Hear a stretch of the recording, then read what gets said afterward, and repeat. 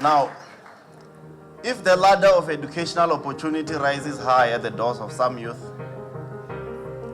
and scarcely rises at the doors of others, while formal education is made a prerequisite for socio-economic and occupational advance, then education may become the means not of eliminating race and class inequality, but of reinforcing and solidifying them. That's what Truman said in 1947. Thank you very much, everybody. Thank you. I have to start by an apology. I really, on behalf of all volunteers of Thusanani Foundation, sincerely apologize for arriving late. But also, I sincerely apologize for us starting late and for the seating arrangements. This is our inaugural fundraising dinner, and I humble myself before you by thanking you for taking your time out of your Friday and honoring our inaugural fundraising dinner. I want to also emphasize that all volunteers of Thusanani can attest to the fact that the idea of over-attendance is not new to us. Last year, we were launching officially at Wits University, and we were told that by events management advisors that if you want a 400 capacity, you must invite 600. So we invited 600 people with the help of Wits University's projects and functions and projects campaigns, and 650 people pitched. The venue was 400 capacity, but here was the most traumatic experience. Donnée Nicole, the director of a foundation that had funded some of the projects of Thusanani Foundation, was stuck in a queue of 150 people outside of the door. So I spent the whole time trying to check, but I don't know who is representing which company. It was the most traumatic experience. And I'm grateful that none of you decided to leave, but decided to wait to hear why Thusanani had invited you to come here. So I sincerely apologize on behalf of all volunteers of Thusanani. I must say that in every table, maybe this might be slightly different because of the seating arrangements crisis that we had earlier, but in every table, there is at least 20 Thusanani fellows who passed with distinctions last year. We brought them here so that you don't hear the theory of Thusanani Foundation, but understand that Thusanani is more than just a good idea.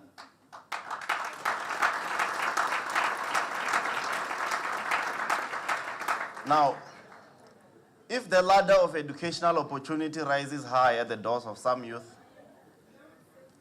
and scarcely rises at the doors of others, while formal education is made a prerequisite for socio-economic and occupational advance, then education may become the means not of eliminating race and class inequality, but of reinforcing and solidifying them.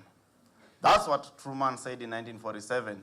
So it told me that, so from as early as 1947, people knew that prohibiting, or the world knew that prohibiting one section of society from accessing education, and higher education in particular, was a perfect recipe for reinforcing rampant social inequality across society.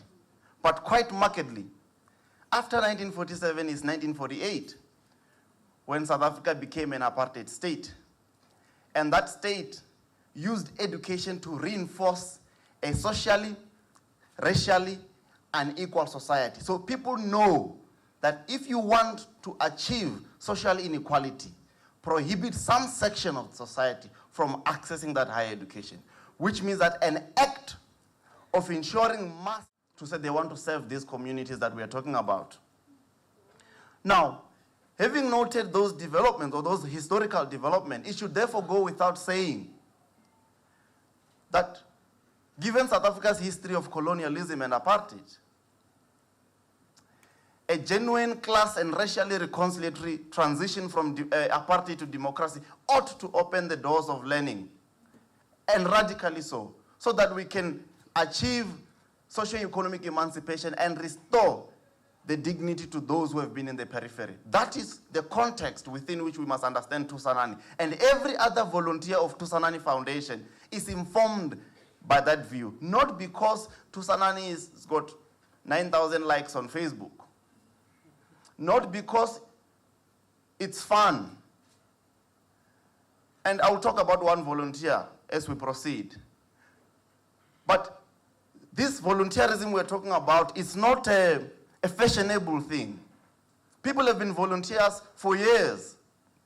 But we're saying at this time, for this generation, the skills divide and the continued marginalization of rural communities will have to come to an abrupt end. And we will take that responsibility.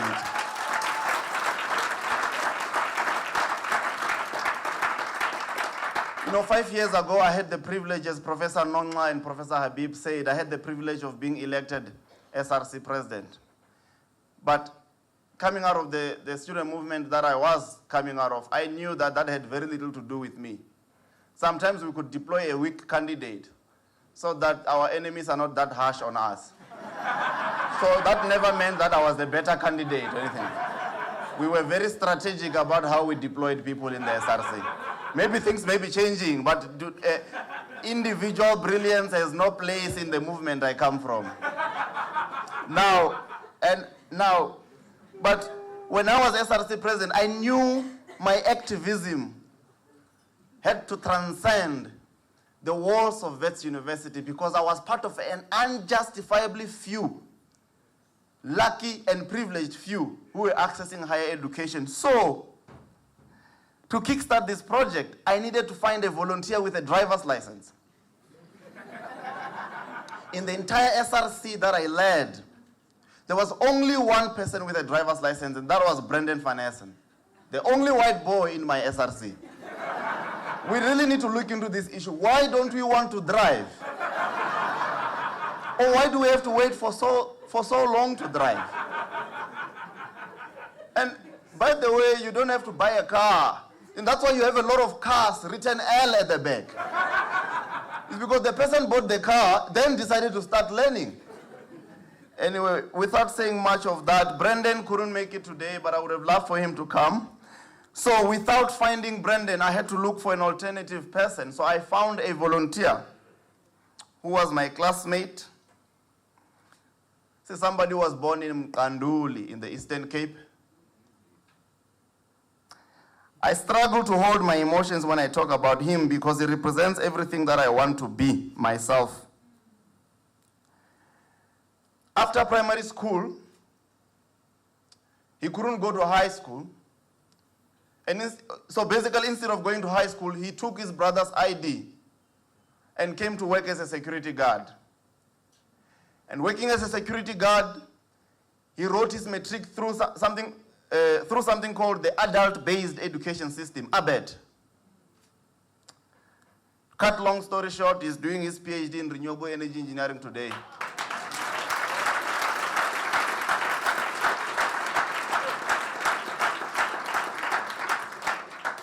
Ladies and gentlemen, I want to introduce to you my brother and the first volunteer of Thusanani Foundation, Nando Kabao James. Nando, please come this side, my brother.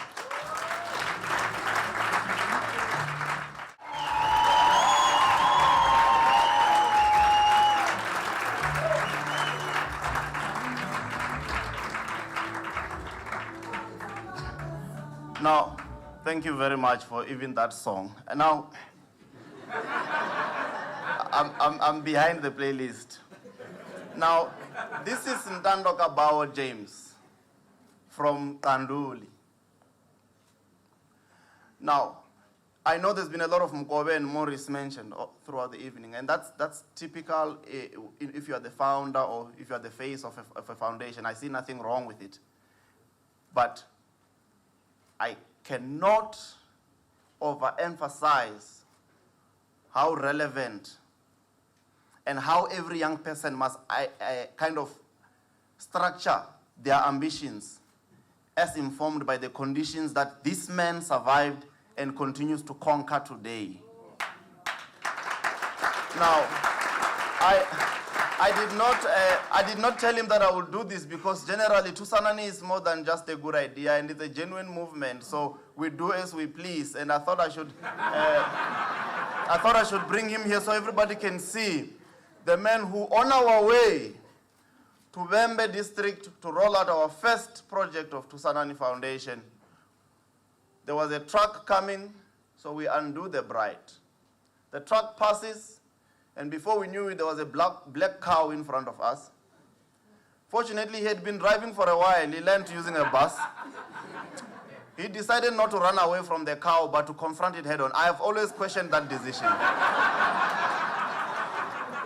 But I mean, the fact that we are still alive today, maybe it means that Nando is still a good driver.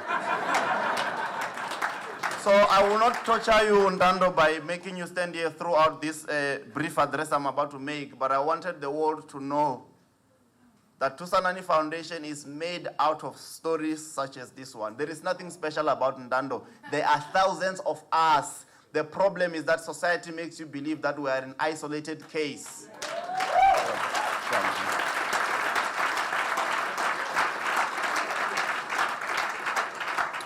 Anyway, there are bursary fund managers here, so I must get to the nitty-gritties of the model. So this was we sat down and we said, how did we get to vets? Because we were not the smartest guys in our villages. We knew smarter guys who were nowhere near institutions of higher learning. And at the time we were doing our honors, I was doing my honors on hunger on campus, and Nando picked a different project in environmental justice. And we asked ourselves, you know, when we got here, there were so many of us. 60% of those we started first year with have dropped out. How did we survive? But most importantly, how do we duplicate whatever we think went right in our lives to as many rural youth so that nobody drops out the way people are dropping out of campus? But to do that, we knew we had to develop a model that will trace back everything that we think, and I emphasize we think went right. Because Thusanani's model is not based on any science. It's us tracing every lived experience, every intervention, and then developing that into a model. That's what determines its authenticity.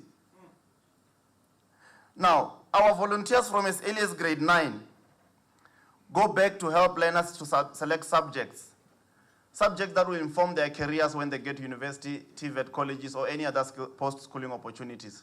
This is important because the subject you select in grade 9 or grade 10 will inform the programs you can qualify for into university, but most importantly, the funding opportunities you can qualify for. It's so heartbreaking to see young people doing maths literacy in grade 12 applying for medical school because they don't know. And not that they feared maths, but because there's a stigma behind maths that is perpetuated. Secondly, we said too many young people are dropping out before they even reach matric. So we said that's the second problem statement. Thirdly, the bulk of the lucky and privileged few who get into institutions of higher learning drop out without a qualification.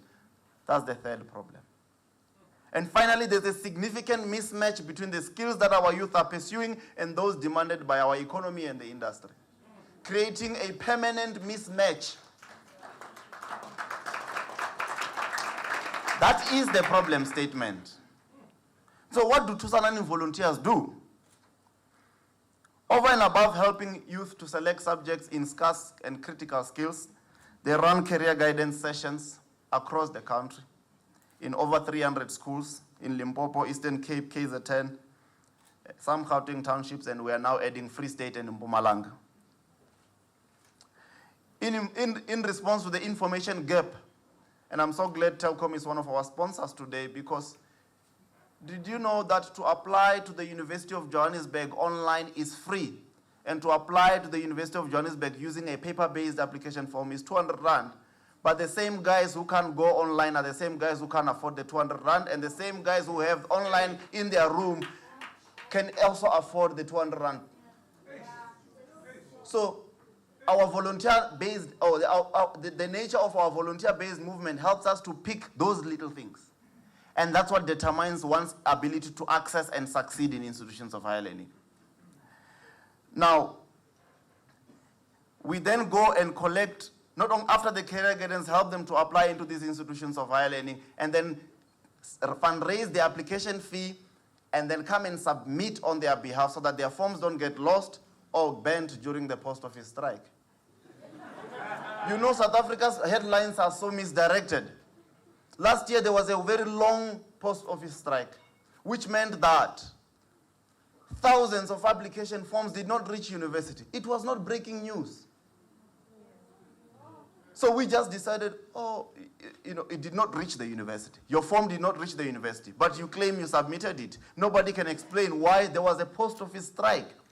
Now, a strike is a genuine labor dispute that happens across the world, but why isn't society so detailed in its introspection of challenges facing young people, if young people make up 60% of our country? Now, when they get to campus, we have a program called the Continuous On-Campus Support Program, and that's where third-year electrical engineering students mentor first-year electrical engineering students, aimed at bridging the experiential gap between a mud school and an institution like Wits, UJ, or any other university for that matter.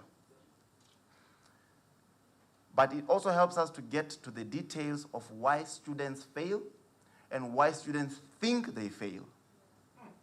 You see, the reason why I'm doing this PhD in trying to develop a socio-economic model to understand the high dropout rate of financial aid students is because I've served in this committee called the Council for Readmissions Committee, which is a high court that those who are failing go to plead why they shouldn't be kicked out of the university. I've served in that committee for the past 7 years. And avoidable things are leading to people, an exodus of people out of campus, reinforcing a revolving door of poverty. That's what we must be focusing on. So that's what our volunteers focus on.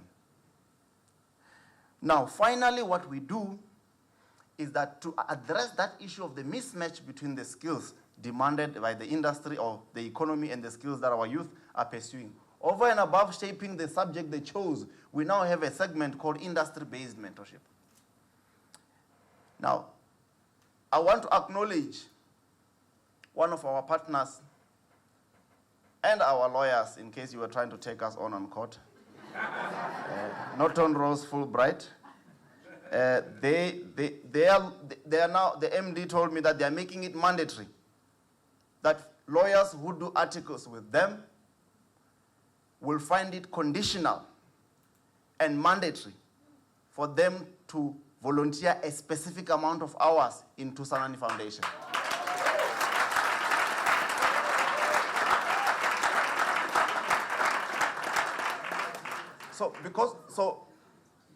Because Norton Rose's reach will also be limited as a law firm, we will pursue as many law firms so that we can shape progressive lawyers from law school into industry.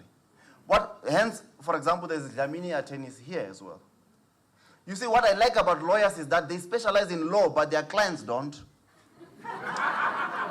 So, which means that their clients are in engineering, are in economy, are in finance, are in everywhere, which means that our students will now find vocation work very simple. Who will turn down an offer or a recommendation from their lawyer? Are you trying to get jailed? So thank you very much for all the lawyers that are here who are partnering with us.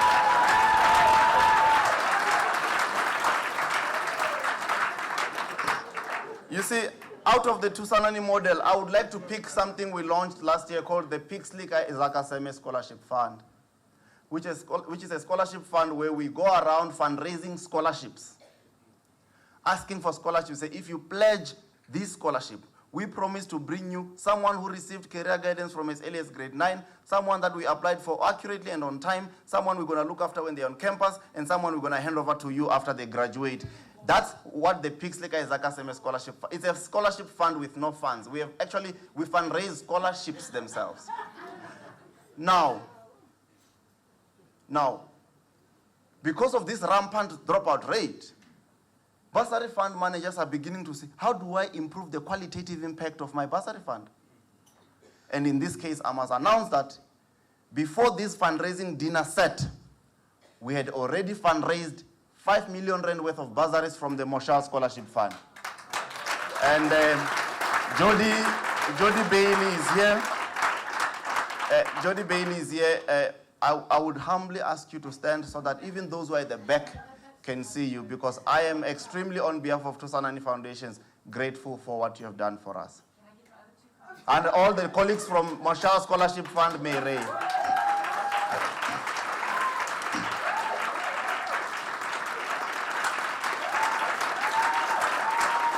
So if you were asking how much have we raised so far, it's 5 million rand in kind donations of scholarships, each worth 150,000 rand for the duration of one study. It's the most lucrative scholarship I know. I wish I could reverse my undergraduate days. But I won't. But you see, of course, although the Pixlika Izakaseme Scholarship Fund is inspired by the great Pixlika Izakaseme, the idea to establish a scholarship fund under Thusanani was inspired by another great person called my mother. Now,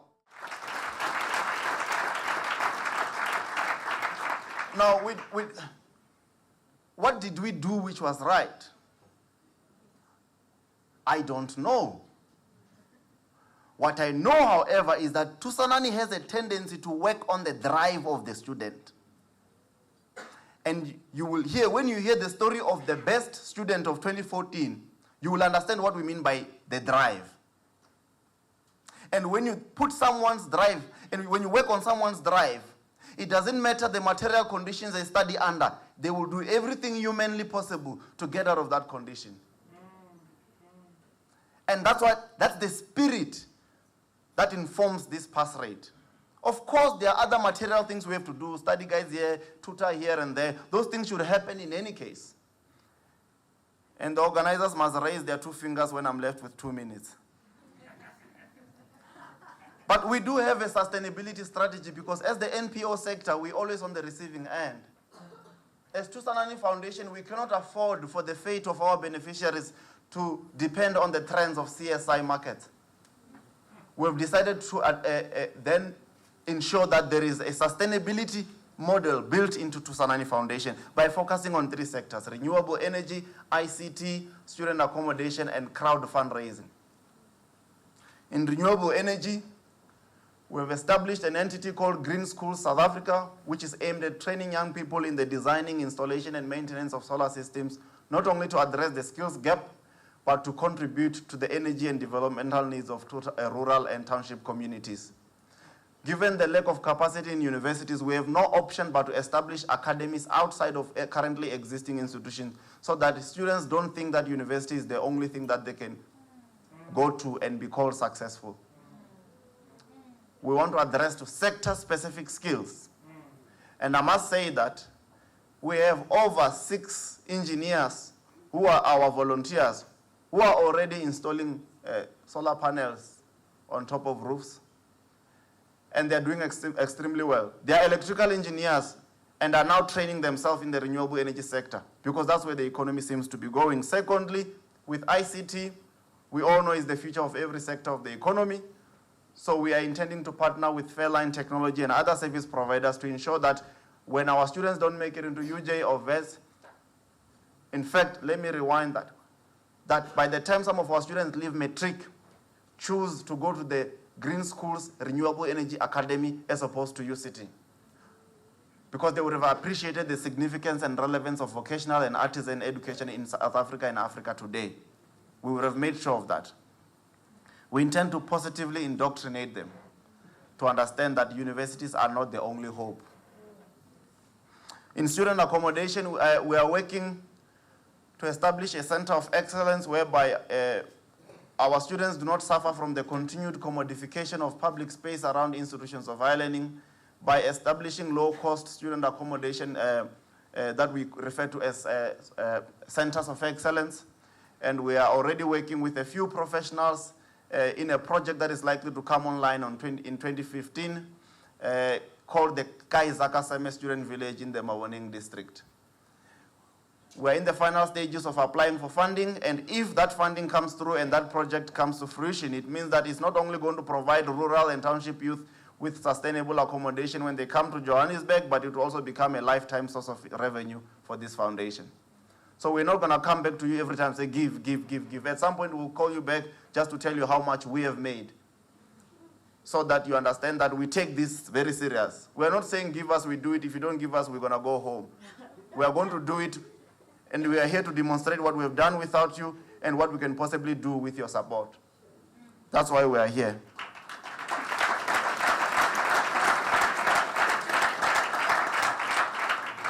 Crowd fundraising, finally, we were recently introduced to a website called Give and Gain. Now, through Give and Gain, I realized I've got 5,000 friends on Facebook with a waiting list of 2,000. That's what being on one day leader did to me, I must tell. Now, if of my 5,000 friends, 1,000 of them happen to work and donate 100 Rand to Thusanani Foundation every month, we would then raise 1.2 million Rand a year. So we will present to you in any other Thusanani dinner our sustainability strategy in response to whatever you are giving us, so you understand that we are in this thing together as an NPO. If we agree that higher education or access to education is a strategic tool to break the cycle of poverty, then we must admit that prohibiting some people from accessing those skills is a way of reinforcing that cycle of poverty.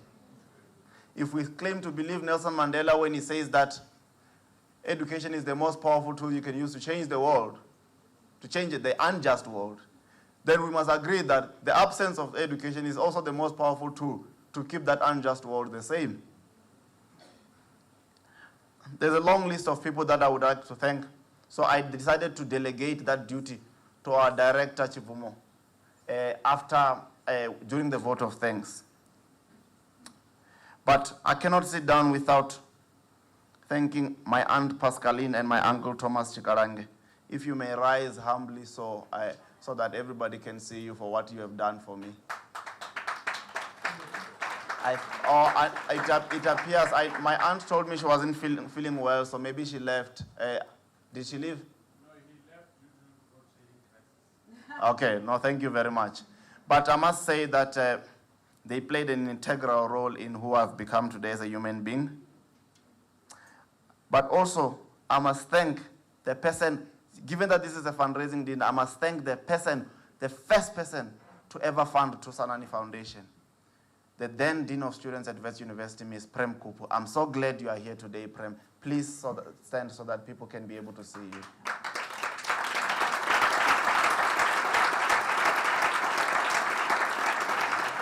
Prem never asked questions.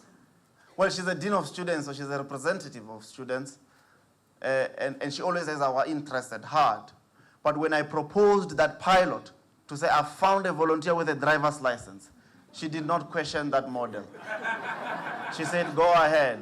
We didn't tell her that we wrote off the car, but I mean, that's a separate conversation we'll have with vet auditors. Prem, thank you so much. But when I finished my master's, like any other young South African, I looked for a job and I worked for the City of Tshwane's Division of Economic Intelligence for 6 months. And during my job, I would tell myself, Lord, if I raise sufficient funds, I will employ myself and 7 other people. 6 months into my job, I realized that the reason why I was unable to fundraise sufficient money to employ myself and 7 other people was because I worked. So I quit. So I took an unpopular decision to quit my job, to focus on building Thusanani Foundation, and seeing your faces and having taken your Friday to be here today, I can tell you it was the best decision I've ever taken. But you see, there is an NGO without whom Thusanani's model is incomplete. Some of you may know it, some of you may not know it. Mindset Network. They teach maths and science on TV. They help us improve the quality of the pass rate in the schools that we work with. Because everything else in the Thusanani model becomes incomplete if you don't improve the quality of the pass rate in critical skills and critical subjects. Mindset Network, its CEO, I went there to ask for study guides for a winter school. And its CEO said, you seem to be genuine. Do you want office space? So I thought he was trying to trick me into the City of Tshwane job again. But I said, yes, I do. I'm sure we would appreciate, having consistent Wi-Fi. But things became so difficult for me. I was struggling to pay rent. So Mindset paid my rent for 6 months. So thank you so much to Mindset. John McBride, good man. Thank you so much, guys. Thank you, really. And I will conclude by saying that Dietrich, I beg your pardon, says that silence in the face of evil is itself evil. Yes. God won't hold us guiltless. Not to speak is to speak, and not to act is to act. I want to end by really honoring my father, who passed away last year in May,